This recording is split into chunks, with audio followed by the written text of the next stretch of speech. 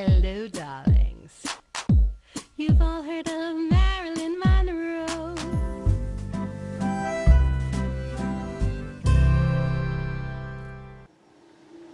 Welcome back, darlings. I'm TV host, entertainment journalist Cognac Wellerlane, and we are just about to see another fabulous interview with filmmaker Evan Gardner about his film Finding Our Voices, which is premiering at the Long Island Film Expo. The Long Island Film Expo, as you know, is one of Long Island's most respected film festivals. So let's take a look at this wonderful interview, darlings. Welcome back, darlings. I'm TV host, entertainment journalist Cognac Wellerlane, and I am here with a very important filmmaker. His name is Evan Gardner, and the name of his film is Finding Our Voice, which is premiering at the Long Island Film Expo. And Mr. Gardner is going to tell us what his inspiration for making this film was all about, right? Yeah, yep. So absolutely. My film is about a speech condition called childhood apraxia speech, which essentially a child knows what they want to say, but they don't know how to say it. And the reason why I'm doing this film, this documentary, is because I actually had this as a child. So it takes you through the story of my personal story, but also through the story of other people who are directly affected by it, whether it's speech pathologists, parents who have children with recently diagnosed children with apraxia, and adults who had apraxia and overcame it. So it's a full scope about this speech condition. Do doctors know, do scientists and doctors know why this occurs? Or do they have a theory? Yeah, so it is still a relatively new diagnosis in the speech community. And a lot of times doctors are not sure. And the best way to get a proper diagnosis is with the speech pathologist, because many times, and in the film, it's talked a little bit about this, that it's confused with autism because there is a lack of communication, because partially because the child doesn't know how to say what they want to say, but also because they aren't interacting, because they become shy and a little introvert because they don't know how to communicate properly. So it's considered a speech impediment? Is that what it's considered? Yeah, it is considered speech impediment, and it really starts in the brain, though. It's neurological, but it also is partially your motor skills, in that, you know, if a child wants to say the word cat, they know what the word is and how to say it, but they can't physically form the motor movements to create that sound. Oh my God, wow. But you sound perfect. You sound like you overcame this. Can you tell us your story? How old you were when your parents found out that you had this illness? Is it it's considered an illness? I don't know.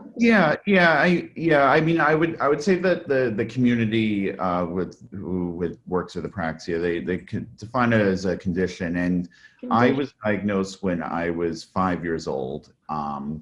And I was definitely one of the lucky ones, because I was diagnosed at such an early age, that I was able to get intensive treatment. And partially the way that people do get better is by getting diagnosed early, and then a rigorous speech schedule with their speech pathologist, or in school speech pathologist. So when I was growing up, from the age of 5 till probably about when I was 14 or 15, I had speech therapy 5 times a week. So wow. It's 5 times a week for like an hour. And I was fortunate. When did this happen, though? When you were like in kindergarten, you were in school, and did the teacher notice this with you, or your parents noticed it right away? How did they find out, what was wrong with you? Yeah, I mean, when my mom would go to my doctor checkups, my doctor would kind of talk to my mom about like how he's speaking and how he's doing, and there was no progression from year to year. So my doctor finally said, you know, it's time for Evan to be checked out and looked at by a speech pathologist to see what they think. So the diagnosis came from that, from my doctor, recommending to my mom that, you know, it's time for him to be evaluated. Were you talking at that time, though? At 5 years old, were you talking? Very limited words, not a lot of communication, and a lot of the words I would try to say where it was really, it did not mean anything to a person, because it was just kind of sounds that meant nothing, and only if you knew me, like for example, and in the documentary we talk about it a little bit, when I was a kid, when I was like, you know, 2, when I wanted a binky, instead of saying binky, I would say ama, which phonetically, like maybe AMA. Yeah, it's like baby talk. It's like yeah, baby. essentially. So that is kind of, I guess, an example of that. Yeah. Is there medication for this? It really is all speech therapy and sitting down with a professional, and also a child's parents learning how to kind of practice with their child, really helping their motor skills and strengthening their mouth and strengthening their speech, different sounds. My goodness, I've never heard anything like this, but I will tell you a story. I used to have, my next door neighbor used to be Alphonse D'Amato, and I live in Lido Beach. And his wife, he had remarried, you know, a much younger woman. They're divorced now, but she actually had 2 children with him. And I remember she had her 2 kids with her. He was like maybe a year or 2 old already, at the age when you start to learn how to talk. And she said to me, we don't know why, but he doesn't talk. So I'm wondering if he had this condition.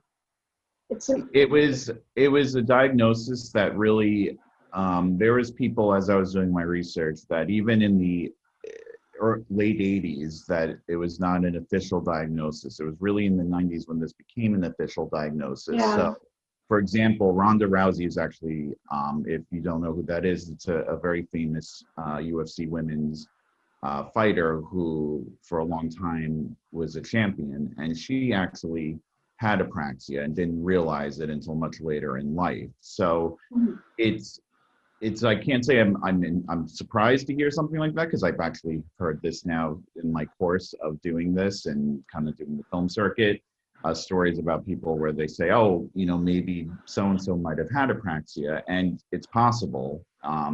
Because it is a condition that is much more prevalent than is documented today. Yeah, they're learning more about it. Now, explain to my audience about this film. Is it a featured film? Is it a short? It's a 34-minute documentary.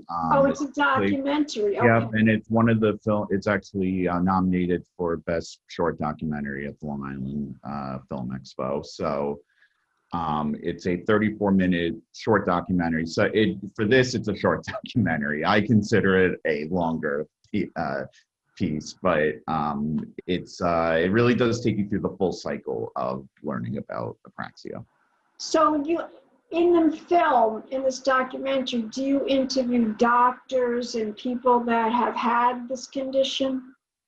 Besides yourself, of course. You must have done a lot of research to find people that had this condition. Yeah, absolutely. What was it like finding these people? Tell us your story, your challenge in finding these people that actually had this condition. I can't even pronounce it, to be honest with you.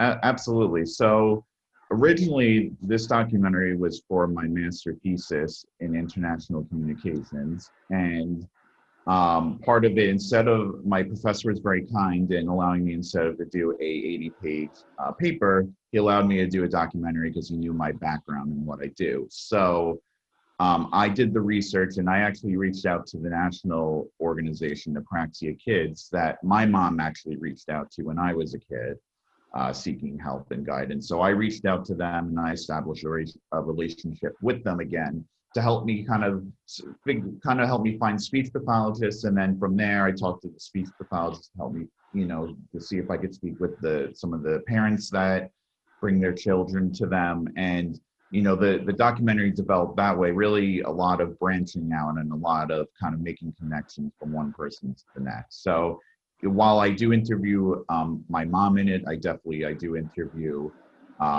speech pathologists. I interview parents who have children right now who are very young and have apraxia.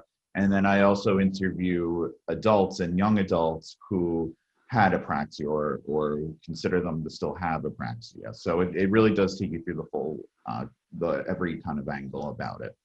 Did you, have you ever found a very severe case of it where the person couldn't be treated? Yeah, I mean, so what I would say is that every person who has apraxia, it's different in the severity, it's different in what is needed. There's not one single case that's the same. And they're all very unique because of the different severities and the different needs. Yeah. So, there's definitely some children that we worked with that definitely you could tell was a little bit more severe. And then there were some children where you can tell it was just some stuff that needed to be worked on. I wondered, my husband's family, it's sad, the whole family passed away from the pandemic, but they had a daughter, the whole nuclear family, the mother, the father, and the daughter. The daughter had Down syndrome. Could there be a correlation between those two, Down syndrome? Because she had problems speaking, she couldn't speak. Is there any kind of correlation with that?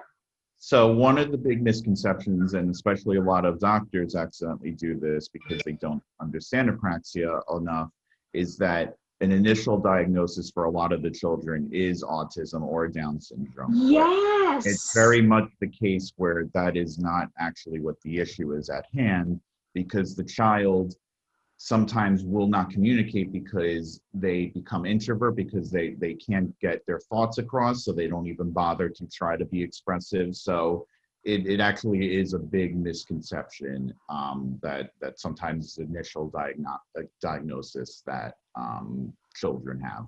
Yeah, I could see with Down syndrome, it's very easy you could see the face. There's something not quite right about the face, but the eyes and, they used to call them mongoloid. So you could tell if somebody is Down syndrome more or less. But with the autism, I could see where they would think it was autism and not this condition that you're telling me about. Mm-hmm. Now, how long did it take you to make this film? So the film took, over the course of its time from beginning to the end, was about 1.5 years, because it was, we were working with everybody's schedule that we interviewed. And it also some traveling where we actually went to North Carolina to do some of the interviews, because the Apraxia, National Apraxia Organization had their big yearly event in Charlotte. So we actually went down there to film some of the interviews down there, but it was over the course of time about 1.5 years. So that's quite a bit of time that you had to film it, then you had to edit it. How long did it take to edit? Months. It took a very long time. It took definitely months, because for something like this, you want to not only be factually correct, but you also need to be able to tell a story that's compelling for people to understand. You have to take something that is at times a confusing condition, especially one that's never heard, and try to make it so that it's universally understandable. Yeah, I would think so. I mean, there's a lot of research behind making this film, a lot of research, a lot of detail, a lot of contacting people. It's quite a project. And since when you watch the film, it actually plays out almost exactly like if you were to write out a master thesis paper, because as I said, it was 4 my master's thesis project. And so I actually really took I took a lot of time to make sure that it almost outlined like a paper in the way that it's viewed. Okay, did somebody, I'm sure you had a writer, did you write this or did you have somebody write it, this documentary for you? Yeah, it was a little bit of both. I had somebody who helped me write, so that, you know, because you hear me throughout the film kind of talking about certain things. So I had him help me write out some of the script. But in terms of the questions and kind of the dialogue between me and whoever I'm interviewing, that really was me and me, you know, kind of interviewing and writing out the questions as I go with the interview, depending on where it went. Now, are you a filmmaker? I mean, obviously now you made this. This is a film. But do you consider yourself a filmmaker now? Yeah, I mean, I work in the video world, so I always considered myself a filmmaker. I consider myself I consider myself more along the lines of a documentarian than a filmmaker, because I really appreciate creating stories and sharing stories to people about real world things. Is this so you've done other documentaries besides this? This is my first documentary that is Okay. so this is my first big project where I put it through festivals and all the jazz that goes along with it. How many festivals have you put it in? Yeah, so I was accepted into 7 festivals. That's good. Yeah, yep. I was accepted into 7 festivals, and I have distribution with Films Media Group with the film. And my film won 2 tellies as well. So it's had a pretty successful run so far. Wow, so you are going to get this distributed. That's pretty amazing already. Now, Yeah. where would you like to see people see this? Yeah, so I mean, you know, as we are coming toward the end of the run of this film, but I would say that it has the distribution through Films Media Group, where in North America you can view the film at any public library, university, grammar school, and have access to the film. I'm currently working on the possible putting on a channel on Roku and Fire TVs. So, I would think even, you know, I'm sure they are out there. I don't know of any, but I'm sure there are medical channels where they should have a medical channel where, you know, everything is about disease and what's going on, and, you know, all kinds of diseases and treatments and things. They should have, do they have a network like that? I don't even know if they do or not. Yeah, I would say it's definitely being looked at right now, and we're definitely in discussions with a channel to possibly put it on their app on like a Roku and Amazon Fire TV. So that's still being worked out as we're here today. Yeah, so that's amazing. Was it this expensive to make this film? I have a lot of loving friends who did this because we love working. We wanted to do something together, because normally our work involves like marketing and stuff that, while it, you know, certainly pays the bills, sometimes not necessarily the most creative challenge in the world. So my friends and I really did work together on this, and you know, we were really never doing this for the money ever from the beginning of this. We were doing this really for the love of it. And Well, you know what? Most filmmakers, most people, they do it because, you know, they love it. absolutely. I don't do this for money.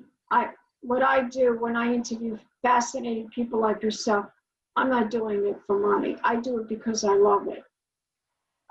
They often say, if you love something, the money will come. But, you know, that really came to me, but Yeah, I still love what I do. I as a matter of fact, when I was a little girl, I wanted to be a movie star. And I came from a very old-fashioned family, and they just didn't believe. I'm Italian, and they didn't believe in that. They said, "Oh, you know, you're a nice Italian girl. You should get married and have babies, and forget this nonsense." But I did get married, but I don't have any children. I just have fur children. Jaja and Gigi, those are my fur children. I have 2 dogs. But later on in life, because I'm photogenic, people started to approach me to do pictures, and then suddenly I was launched into the world of show business. And I started to send I got in movies. I was in a couple of movies, and, nothing serious, just background stuff. But then I got into an independent film. But I think I like to act, but I think I'm more suited for what I'm doing right now. And that's interviewing fascinating people like you. So I really love what I do, and I'm happy that I'm a talk show host. And I think that's my calling in life, is to do. I'm a messenger. I'm a Gemini, so I'm a messenger. So my task in this life is to message to people about people like yourself. And you are quite fascinating to talk to. I mean, I've never even heard of this illness. Although, like I did mention to you, I did speak to Alphonse's ex-wife, and she couldn't figure out why her son wasn't talking. So who knows, he might have even had this. I mean, I don't bother with her now. She moved away. But that's why we did, that's why we did the film. Yeah, they did live next door to me for a while. So tell my audience, when is the movie going to be shown at the Long Island Film Expo? Do you know the time slot? Yep, so it's going to be playing October. Wait, I don't want to mess this up, so I'm looking at a calendar to give you the exact time, because I am going to tell you the wrong date, and I don't want to do that. Okay, so my film is going to be playing October 5th, Monday at 1:30 p.m. Fabulous. And do you have a trailer for this film?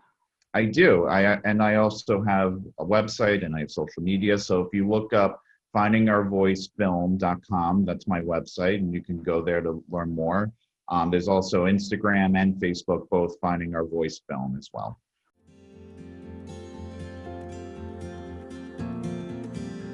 I suppose if I'm going to take you on this journey, I should start from the beginning. No, not that beginning. This beginning. This is me, in my mother's tummy. I was fairly normal, except 2 unusual things. Hello. First, I was a large baby, and that very large baby has grown to be a very large man. But while that may be interesting, that's not actually what I want to focus on. I had something called at the time oral verbal apraxia. Let's just say I had a little difficulty with my speech. Stuff that everyday people take for granted. I had to work harder just to communicate with my parents. Even everyday skills like tying my shoes and riding my bike were a bigger challenge for me than most. Time has passed, I have grown older, yet the question of what I had has been something that sat in the back of my mind for years. I wanted to know more. I knew the questions I wanted to ask, but I didn't have much in the way of answers yet. That took time and a little bit of research. The more I researched it, the more I became curious about what I had. I had talked with doctors and parents and with the kids who grew up to overcome apraxia. I had taken this journey to find a way to give a voice to those that struggle to make theirs heard. But as I've come to the final step of this journey, I've realized something. They were the ones who ended up giving me a voice of my own.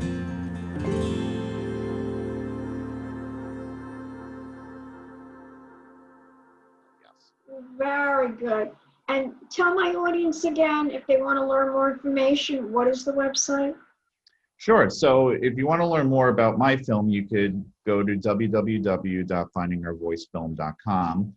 Or if you would like to learn more about the apraxia and either donate to the organization that helps children with apraxia, apraxiakids.org is the website that you would be looking for. Do they have, well, right now nobody's having it because of the pandemic, do they have charity galas for this organization? They do have charity events. They're actually in the middle of their biggest fundraising event of the year. They normally do walks during the year where they'll do, like in specific cities, they'll do a walk, like a New York City walk or Charlotte Walk, but this year it's all virtual. So more now than ever do they really need donations to help. I know, everybody's suffering with this. It's really unbelievable. Well, I want to thank you very much for taking the time to talk to us about your documentary. Absolutely. Thank you for the Finding time. Our Voice. And we're going to close this interview. And don't forget, darlings, to subscribe to my YouTube channel. And we'll be doing more Zoom interviews, more coming up right here on Cognac's Corner TV show, Pink Champagne Kisses. Welcome back, darlings. I hope you enjoyed my interview with Evan Gardner. And don't forget to subscribe to my YouTube channel.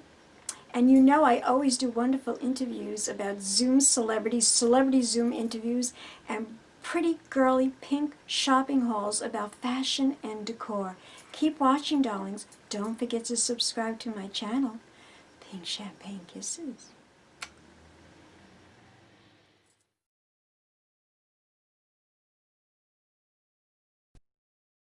Hello, darlings.